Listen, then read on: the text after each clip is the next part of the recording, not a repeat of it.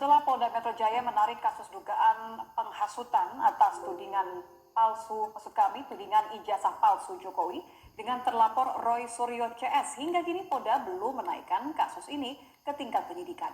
Padahal baik laporan Jokowi di Polda maupun laporan Peradi Bersatu di Polres Jakarta Selatan sudah berlangsung sejak April lalu. Tapi hingga kini belum ada penetapan tersangka. Lalu apa yang membuat kasus yang menyeret Roy Suryo CS ini kian berlarut-larut? Kita akan bahas bersama mantan Kabar Eskrim Polri, Ito Sumardi. Selamat petang, Pak Ito. Selamat petang, Mbak Radia. Pak Ito, ini kemarin kan Polda menarik kasus yang dilaporkan oleh Peradi Bersatu di Polres Jakarta Selatan. Saya mau tanya nih, karena ada beberapa yang menganggap bahwa kok aneh ya gitu. Biasanya apa sih Pak yang membuat pusat sampai mengambil alih loh pemeriksaan kasus di Polres? Inilah Mbak Nadia ya, orang yang tidak paham tentang bagaimana proses yang menangani satu laporan. Terutama di sini kan Pak Roy Suryo itu yang membuat lama sebenarnya dia sendiri gitu kan. Karena aneh itu kan, misalnya ada hasil dari lapor, kemudian harus diteliti kembali, mengatakan ada skema Polri, itu sangat bohong lah ya. Nggak mungkin Pak Kapolri memerintahkan untuk melakukan uji ulang lapor ya. Karena ini memang yang membuat mereka sendiri. Jadi gini, ini kan sekarang penanganan kasus ini di beberapa tempat. Ada di Polres Jakarta Selatan, ada di Barreskrim, ada juga di Polda Metro Jaya. Kemudian sekarang diambil alih oleh Polda Metro Jaya. Alasannya tentu ada. Pertama adalah menggabungkan laporan dan efisiensi dalam penanganan. Nah, ini ditangani di beberapa tempat. Tapi itu bukan berarti yang ditangani di Polres Jakarta Selatan ataupun di Barreskrim itu tidak menjadi bahan. Nah, sekarang kan masih dilakukan penyelidikan ya di Polda Metro Jaya, mengumpulkan, karena di penyelidikan itu ya Mbak Nitya, itu adalah proses untuk bagaimana menemukan minimal 2 unsur pidana yang cukup untuk dinaikkan ke penyidikan. Nah, kalau unsur-unsur pidana itu belum kuat, tentunya kan penyidik juga tidak akan berani untuk menaikkan ke tingkat penyidikan. Kemudian yang kedua adalah lokus deliktinya perkara. Perkara itu, lokus itu tempat terjadi perkara kan di wilayah Metro Jaya. Jadi tentunya di sini Polda Metro Jaya harus mengambil alih sehingga ini kasus bisa ditangani baik dari kasus pelaporan dugaan ijazah palsu maupun pelaporan pencemaran nama baik, termasuk penghasutan, termasuk menyebarkan berita bohong di media. Kemudian adanya kompleksitas dan sensitivitas kasus. Kasus ini banyak melibatkan berbagai pihak, termasuk saksi dan pelapor dari berbagai kalangan, memiliki tingkat kompleksitas dan sensitivitas yang tinggi ya, karena juga menyangkut mantan kepala negara. Tentunya kita juga harus berhati-hati. Polda Metro Jaya ini dianggap memiliki sumber daya dan kapasitas serta pengalaman yang cukup memadai untuk menangani kasus-kasus besar dan strategis seperti kasus ini.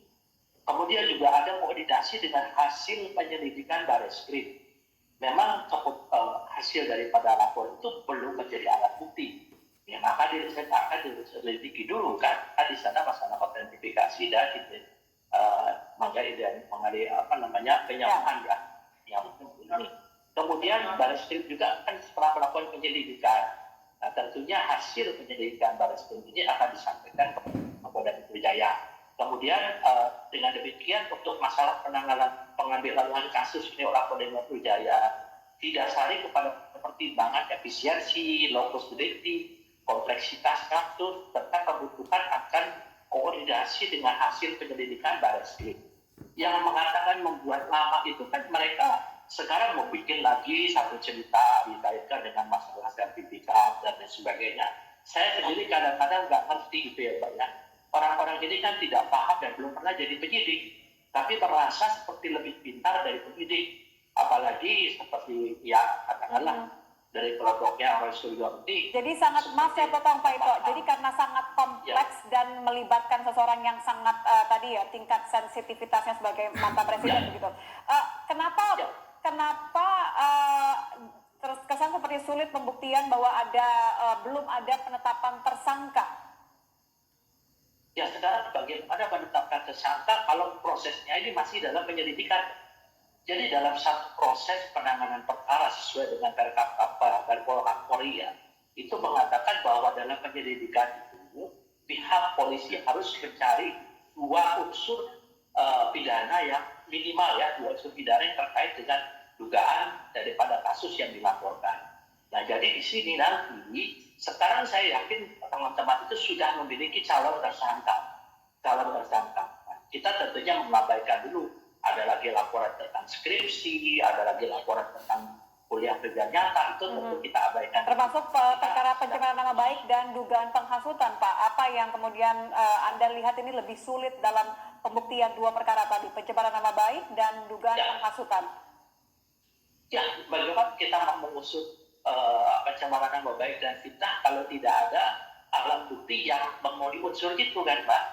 Kan sekarang memenuhi unsurnya adalah satu, ijazah itu kalau betul-betul nanti dianggap oleh pengadilan itu adalah asli, maka tentunya itu unsur itu telah terpenuhi. Nah, sekarang pertanyaan saya, ijazah itu kan produk daripada satu lembaga, Kalau lembaga itu sudah mengatakan asli, kemudian si pemegang ijazah itu menunjukkan kepada pihak Roy Suryo CS, apa dia yakin namanya di mindsetnya sudah palsu. Nanti kalau diselidiki oleh Barreskrim, kemudian mereka mengatakan bahwa lapor tidak independen, minta di Singapura lah, gimana lah. Jadi ini yang membuat lama sebenarnya mereka itulah, Pak. Demikian. Terima kasih mantan Kabar Eskrim Polri, Ito Sumardi. Selamat petang, Pak Ito. Teman-teman, kita baru menyaksikan kasus yang sedang viral ya, kasus tentang ijazah Pak Jokowi ini, dan sampai saat ini masih belum ditetapkan tersangkanya, disebabkan oleh Roy Suryo CS yang terlihat mengada-ngada dan selalu memunculkan masalah baru, dan lucunya tidak percaya dengan hasil temuan Polri. Dan anehnya teman-teman, Roy Suryo CS lapor ke Polri namun tidak percaya dengan hasil penyelidikan Polri. Jadi dalam hal ini teman-teman, Polri memang sungguh sensitif dalam menghadapi kasus ini, dalam menyelidiki kasus ini. Mereka perlu hati-hati dalam menangani kasus ini teman-teman, sehingga nanti kasus ini menghasilkan hasil yang terbaik dan tidak merugikan salah satu pihak. Jadi teman-teman, kita tetap ikuti kasus ini sampai selesai, dan saya yakin bahwasanya kasus ini akan selesai dalam waktu dekat dan akan menemukan titik terangnya sendiri. Jadi saya yakin Polri bekerja dengan maksimal dan profesional. Terlihat juga para penyidik Barreskrim selalu bekerja dengan tepat sampai evaluasi ke tempat di mana Pak Jokowi dulu kuliah. Ya, begitu ya teman-teman. Semoga teman-teman tidak bosan dengan mengikuti kasus ini. Begitu saja, salam persaudaraan.